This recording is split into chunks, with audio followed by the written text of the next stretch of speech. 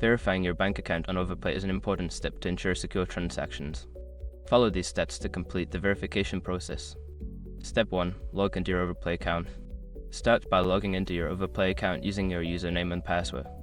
Make sure you have access to the email associated with your account for verification purposes. Step 2. Navigate to Account Settings. Once logged in, go to the Account Settings or Profile section. Look for an option related to payment methods or bank account verification. Step 3. Enter bank account information. In the Bank Accounts section, enter your bank account details, including the account number and routing number. Double check for accuracy to avoid any issues during verification. Step 4. Submit verification documents. Secure your accounts before moving on. People seriously underestimate how often personal information gets exposed online now.